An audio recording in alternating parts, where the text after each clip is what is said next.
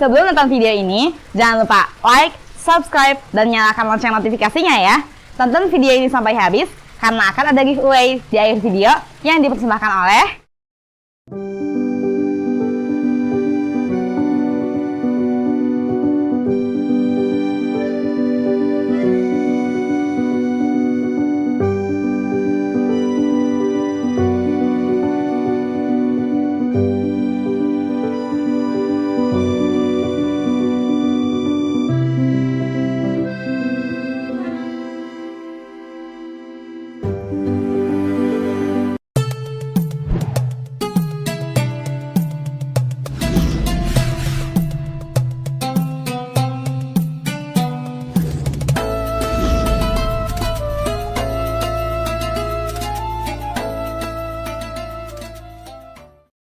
Assalamualaikum warahmatullahi wabarakatuh. Alhamdulillahi rabbil alamin, wal akibatul lil muttaqin, wal udwanu ila alaz zalimin. Wassalatu wassalamu ala asyrafil anbiya'i wal mursalin, sayyidina wa maulana Muhammadin wa ala alihi wa ashabihi ajmain. Amma ba'du. Tiada untayan kata yang paling indah yang dapat saya sampaikan pada kesempatan yang berbahagia ini. Selain untayan kata, puja kepada Zat yang Maha Kuasa, puji kehadirat Ilahi Rabbi, serta syukur kepada Allah yang Maha Ghafur, yang telah melimpahkan curahan nikmat dan karunia-Nya kepada kita. Laksana curahan hujan yang turun ke bumi teramat banyak dan takkan sanggup kita menghitungnya. Wa in ta'udzu ni'matallahi la tuhsuha. Salawat dan salam marilah kita curahkan kepada junjungan kita, revolusioner Islam sedunia, pendobrak kebatilan, penghancur kemungkaran, pembawa rahmat seluruh alam, yaitu baginda alam, Habibana wa Nabiyana wa maulana Muhammad sallallahu alaihi wasallam.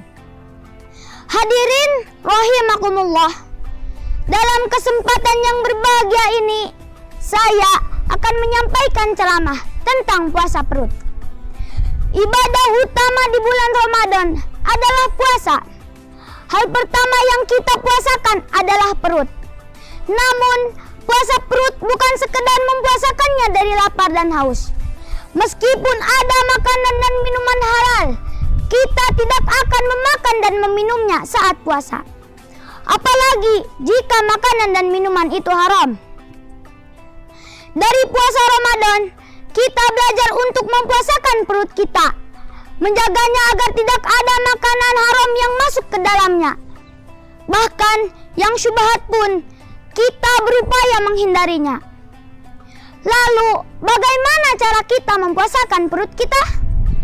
Banyak cara untuk mempuasakan perut kita. Di antaranya, 1. Mempuasakan perut dari makanan haram. Hal pertama yang kita pastikan dalam puasa perut adalah mempuasakannya dari makanan haram. Sebab makanan haram akan membuat doa tertolak. Rasulullah SAW bersabda, yang artinya, wahai manusia, sesungguhnya Allah Maha Baik dan hanya menerima yang baik. Sesungguhnya Allah telah memerintahkan kepada orang-orang mukmin untuk sama seperti yang diperintahkan kepada para nabi. Kemudian beliau menceritakan seorang laki-laki yang melakukan perjalanan jauh hingga rambutnya kusut dan kotor. Ia menengadahkan tangannya ke langit seraya berdoa, "Ya Rob, ya Rob." Akan tetapi makanannya haram, minumannya haram, pakaiannya haram, dan ia kenyang dengan yang haram. Maka bagaimana mungkin doanya dikabulkan? Hadis riwayat Muslim. Kedua, mempuasakan perut dari makanan syubhat. Dalam ini Rasulullah SAW bersabda, yang artinya, sesungguhnya yang halal itu jelas, sebagaimana yang haram pun jelas. Di antara keduanya terdapat perkara syubhat yang masih samar, yang tidak diketahui oleh kebanyakan orang. Barang siapa yang meninggalkan diri dari perkara syubhat, maka ia telah menyelamatkan menyelamatkan agama dan kehormatannya. Dan barang siapa yang terjerumus dalam perkara syubhat, maka ia bisa terjatuh pada perkara haram. Hadis riwayat Bukhari dan Muslim. Selain mempuasakan perut dari makanan haram, kita juga harus berusaha mempuasakan perut dari makanan syubhat. Sungguh telah ada teladan terbaik dari para sahabat Nabi dan tabi'in dalam meninggalkan syubhat. Yang ketiga, mempuasakan perut dari makanan berlebihan. Di antara tanda berlebihan adalah ketika seseorang makan hingga kekenyangan. Rasulullah mengajarkan yang ideal adalah makan secukupnya. Yang penting bisa menguatkan badan untuk beribadah dan melaksanakan kewajiban. Sebagaimana Rasulullah SAW bersabda, yang artinya, tidaklah anak Adam memenuhi wadah yang lebih buruk dari perut. Cukuplah bagi anak Adam memakan beberapa suapan untuk menegakkan punggungnya. Namun, jika ia harus melebihkannya, hendaknya sepertiga perutnya untuk makanan, sepertiga perutnya untuk minuman, dan sepertiga lagi untuk bernafas. Hadis riwayat Tirmizi, Ibnu Majah, dan Ahmad Sahih.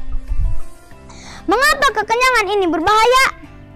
Imam Syafi'i rahimahullah menjelaskan, kekenyangan membuat badan menjadi berat, hati menjadi keras, menghilangkan kecerdasan, dan membuat sering tidur dan lemah untuk beribadah. Hadirin rahimakumullah, bisa ditarik kesimpulannya bahwa puasa Ramadan bukan hanya menahan diri dari lapar dan haus, akan tetapi kita harus menjaga diri kita dari hal-hal yang bisa mengurangi pahala puasa kita. Selain itu, kita juga harus mempuasakan perut dari makanan haram, makanan yang syubhat, dan makanan yang berlebihan. Demikianlah ceramah yang bisa saya sampaikan. Mudah-mudahan bermanfaat bagi kita semua. Jika ada kebenaran, itu semata-mata berasal dari Allah Subhanahu wa Ta'ala. Dan jika ada kesalahan, itu semata-mata berasal dari kelemahan saya sebagai seorang manusia. Jika ada sumur di ladang, boleh kita menumpang mandi. Jika ada umur yang panjang, bolehlah kita berjumpa lagi. Burung irian, burung cendrawasih. Cukup sekian dan terima kasih. Billahi taufiq wal hidayah. Wassalamualaikum warahmatullahi wabarakatuh.